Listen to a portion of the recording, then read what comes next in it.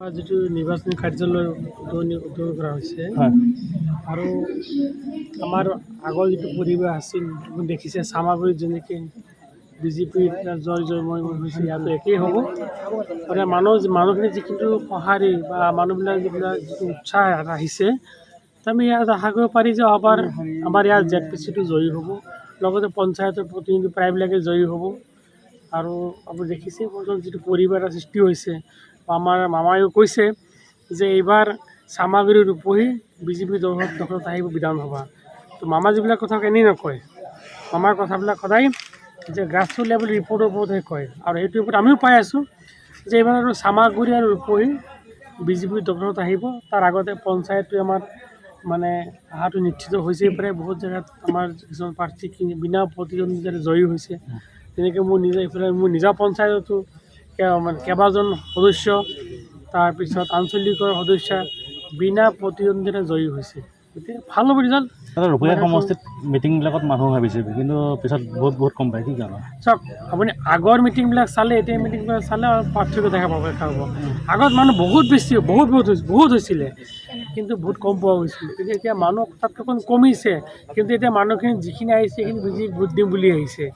যেনেকৈ যোৱাবাৰ চাওক চামাগুৰিত মিটিংবিলাক হ'ল সুৰেজাৰ সময়ত যেনেকৈ মানুহ হৈছিল তাত কমেই হৈছিলে যিখিনি মানুহ ভোট দিম বুলি ভাবিছে এইবিলাক মানুহে মিটিঙত আহিছে গতিকে আজি যিবিলাক দেখা পাইছে এইবিলাক মানুহ ভোট দিব গতিকে এইখিনি দিয়াত যিখিনি মানুহ ভোট দিম বুলি আহিছে গতিকে মই ধৰি লৈছোঁ এইবাৰ আমি পঞ্চায়তত জিকিম সকলো জিলা পৰিষদটো জিকিম ৱৰ্ক এমেণ্ডমেণ্ট বিলৰ পঞ্চায়ত নিৰ্বাচন কিবা প্ৰভাৱ পৰিব নেকি চাওক মই যদি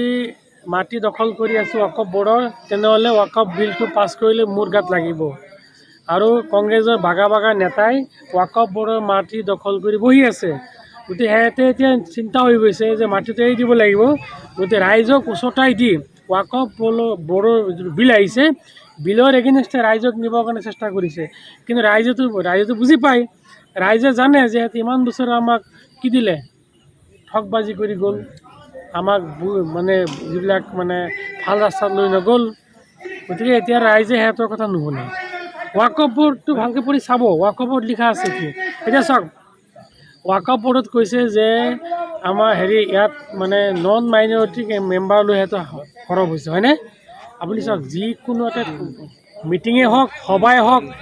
যিকোনো স্কুলতে হওক যদি মিক্সিং হয় মিক্স কমিউনিটি থাকে সেইটো বেছি ডেভেলপ হয় নহয় কাৰণ কমিউনিটি ডিষ্ট্ৰিবিউশ্যন হয় নিজৰ যিবিলাক সাংস্কৃতিক বেলেগলৈ যায় যেনেকৈ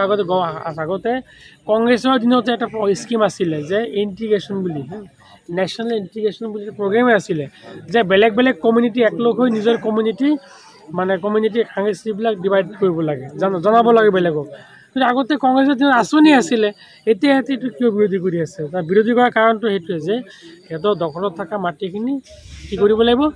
চমজাই দিব লাগিব জেগাত লাগিব এতিয়া গতিকে এইবিলাক ৰাইজে বুজি পাইছে ইয়াতে ভেলকিবাজি ৰাইজে আৰু সিহঁতৰ ভেলকিবাজিত নাযায় এইবাৰ ৰাইজে পঞ্চায়তত বিজেপিকে ভোট দিব বিজেপিকে প্ৰাৰ্থীকে জয়ী কৰিব কি ক'ব কেনেকুৱা পাইছে বহুত ভাল কেইবাঠাইতো নহয় মোৰ ৰূপহীয়া সমষ্টিত 23টা গাঁও পঞ্চায়ততে প্ৰচাৰ চলাইছোঁ আৰু প্ৰত্যেকটো মানে সভাতে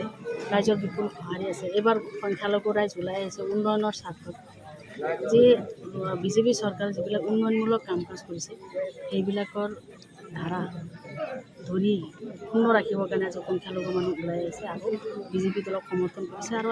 আশা কৰিব পাৰোঁ যে আগন্তুক পঞ্চায়ত নিৰ্বাচনত আমাৰ ৰূপহীহাট সমষ্টিৰ পৰা আমি 4টা জিলা পৰিষদ আৰু 23টা গাঁও পঞ্চায়ত অগপ আৰু বিজেপিৰ মিত্ৰদলে আমি দখল কৰিব পাৰিম এটা সময়ত হাতীপাৰা গাঁও পঞ্চায়তখন কংগ্ৰেছৰ দখলত আছিল এইবাৰ কেনেকুৱা প্ৰভাৱ পাইছে যথেষ্ট প্ৰভাৱ আছে হাতীপাৰা বুলি নহয় গোটেই ৰূপহীহাট সমষ্টিতো কংগ্ৰেছৰ প্ৰভাৱ থকাৰ কাৰণে বিগত 9 বছৰ ধৰি কংগ্ৰেছৰ বিধায়ক আছে কিন্তু আজিৰ দিনত ৰাইজে বুজি উঠিছে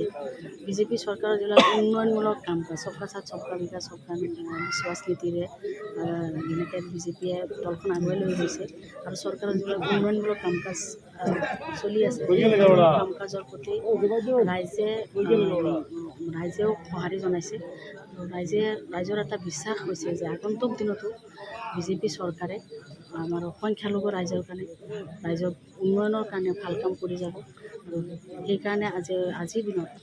সংখ্যালঘু মানুহে প্ৰত্যেক দিনাখনে আমাৰ সংখ্যালঘু মানুহ বিজেপি দলত যোগদান কৰি আছে। যোৱাকালিও আমাৰ দগাঁও আলিটাংজী জিলা পৰিষদ কেণ্ডিডেট আছে, তেওঁৰ ঘৰত এটা এনেকুৱা সভা অনুষ্ঠিত হৈছিলে, কাৰ্যালয় মুকলি অনুষ্ঠিত হৈছিলে। তাত আমাৰ অসমপুৰ সমষ্টিৰ বিধায়ক ৰূপহীহাট সমষ্টিৰ ইনচাৰ্জ তেখেতে নিজে আহি পেলাই সেই অনুষ্ঠানত কাৰ্যালয় মুকলি অনুষ্ঠানত উপস্থিত আছিলে। তাতো মানে যথেষ্ট সংখ্যক প্ৰায় 4-5 হাজাৰ আমাৰ লোকৰ সমাগম হৈছিলে। গতিকে আমি ইয়াৰ দ্বাৰা মানে আমি প্ৰমাণ কৰিব পাৰোঁ যে আগন্তুক দিনত পঞ্চায়ত নিৰ্বাচনত আমাৰ দলে এটা ভাল ফলাফল দেখুৱাব। Thank you. Waqf amendment bill কিবা প্ৰভাৱ পৰিব নেকি পঞ্চায়ত নিৰ্বাচনত? প্ৰভাৱ নাই, কাৰণ ৱাকাফ মানে কি বস্তু আমাৰ ৰূপহীহাট সমষ্টিৰ ৰাইজে বুজি নাপাব। ইয়াতে ৰূপহীহাট সমষ্টিত ৱাকাফৰ কোনো অনুদান নাই বা ৱাকাফৰ এক পইচা মাটিও নাই। গতিকে ইয়াতে প্ৰভাৱ পৰাৰ কথাও নাহে। এইটো এটা অপপ্ৰচাৰ লৈ কংগ্ৰেছে আজিৰ দিনত কংগ্ৰেছ বা বিৰোধীয়ে বিজেপিৰ বিৰুদ্ধে ক'বলৈ একো নাই। এতিয়া এটা ৱাকাফৰ এটা ইছ্যু লৈ পেলাই মোবাইলত কিছুমান ভিডিঅ' বনাই লৈ ৰাইজৰ মাজত গৈ এইবিলাক দেখাই আছে আৰু কৈ আছে যে মছজিদ ভাঙি দিব, মাদ্ৰাছা ভাঙি দিব, কবৰস্থান ভাঙি দিব, কবৰ দিব নিদিব। এইবিলাক যে ভুৱা প্ৰচাৰ, এইবিলাক কথা আমাৰ ৰাইজে আজি দিনত বুজি উঠিছে। একো প্ৰভাৱ নপৰে। ধন্যবাদ।